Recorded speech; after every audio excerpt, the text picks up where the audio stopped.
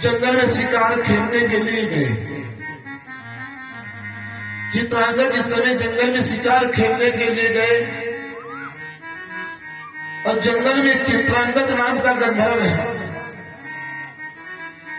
उस चित्रांगद के गंधर्व के साथ जिस समय आज चित्रांगद की मुलाकात हो जाती है, आपस में युद्ध हुआ, चित्रांगद को आज उस चित्रांगद नाम के गंधर्व ने वध कर दिया। चित्रांगद नाम के गंधर्व ने वध कर दिया। जिस समय सत्यवती ने सुना कि मेरा पुत्र चित्रांगद मारा गया, एक तो पिता इधर जो है पति का शोक, दूसरे आज पुत्र का शोक जिस समय मां को हुआ, ज्यादा विलाप करने लगी। भीष्म ने विचार किया मां को कैसे समझाया जाए, तो रात्रि की बेला में मां के भवन में भीष्म जाते हैं, पुराणों को सुना करके मां के हृदय को धीरज बधाया करते हैं, भगवान की कथा सुना करके माता सत्यवती के दुखों को भीष्म जी जो है दूर किया करते हैं। लेकिन विचित्र वीर ने यह दृश्य जिस समय देखा, विचित्र वीर ने यह दृश्य देखा कि हमारे बड़े भ्राता भीष्म जी रात्रि की बेला में हमारी मां के भवन में जाते हैं। किस लिए हमारी मैया के भवन में रात्रि की बेला में जाते हैं? विचित्र वीर को जब शंका हुई, उन्होंने विचार किया हम ये जरूर देखेंगे हमारे भ्राता बड़े मां के भवन में रात्रि में जाकर के क्या किया करते हैं।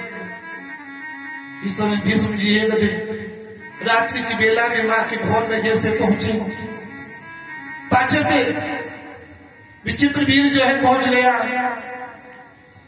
और जो है छोटे भाव से आज भीष्म जी के जो है कार्यों को देखने लगा।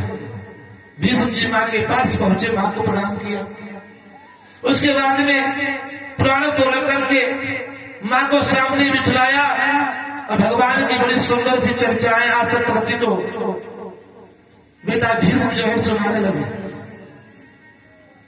विचित्र वीर ने विचार किया हमने अपने भाई के ऊपर शंका की, भाई को दोष लगाया, कलंकित किया, लेकिन ये तो मैया को भगवान की चर्चा सुना रहा। वहां से विचित्र वीर चले आए।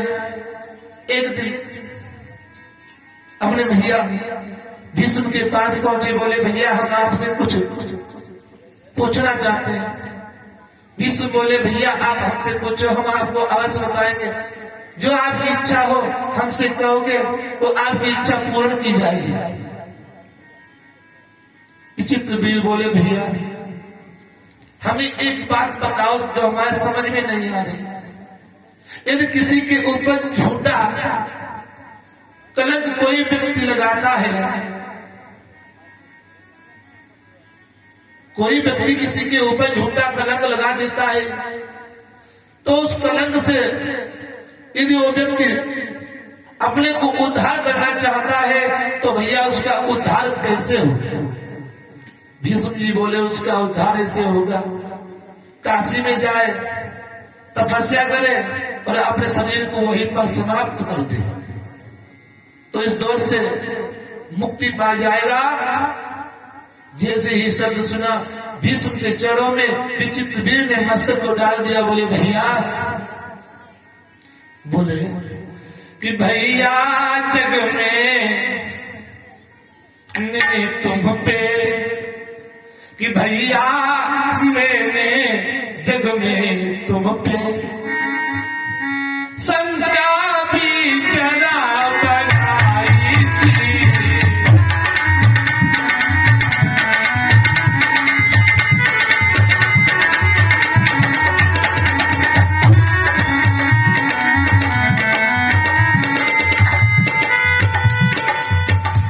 भैया तुम पे शंका मैंने,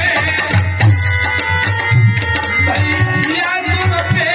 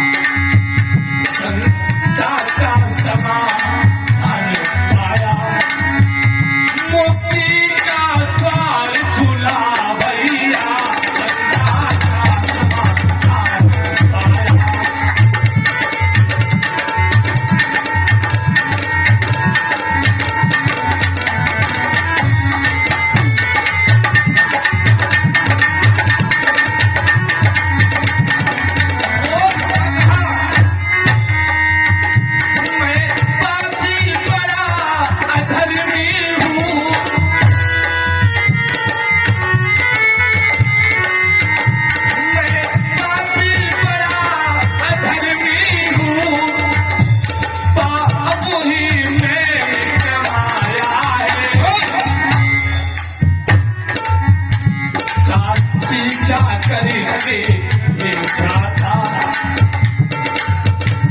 काशी जा करके देखा था, तन को समाप्त ही करना है, काशी जा करके देखा था।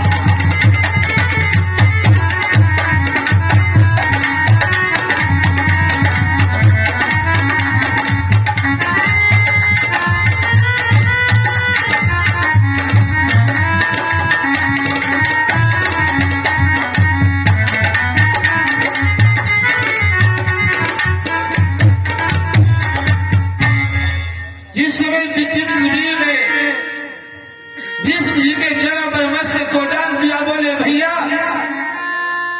ये पाप कोई दूसरे ने नहीं किया, ये पाप मैंने किया।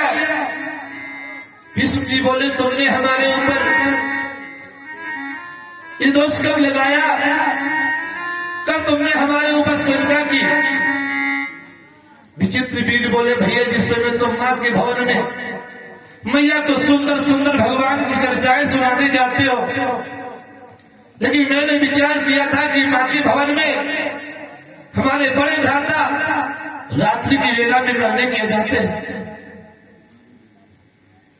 लेकिन तुम्हारे इस कार्यों को देखा है, उस समय हमें समझ में आया कि मेरे भैया भगवान के भक्त हैं, मां को जो है धीरज बधाते हैं, मां के दुखों को मिटाते हैं। इसलिए भैया मैंने आपसे प्रश्न किया और मुझे मुक्ति का द्वार मिल गया। भीष्म बोले मालूम होता तो आपको कभी ये बात नहीं बताता।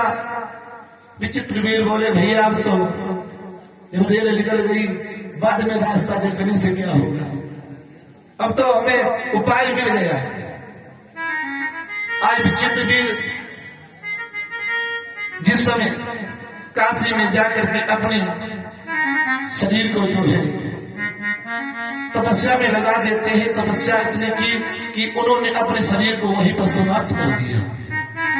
बोलिए वृंदावन बिहारी लाल की, बोलिए सावरे सरदार की। इसलिए किसी के ऊपर शंका नहीं करनी चाहिए, क्योंकि शंका में कभी कभी शंका झूठी हो जाती है, जैसे भीष्म के ऊपर विचित्र वीर ने की। तो आज सभी लोग आज भगवान का नाम बोलते चलो, दो बार उसके बाद आगे, क्योंकि भगवान का नाम अवश्य लेते चले। बोलिए हरिवंश पुराण की,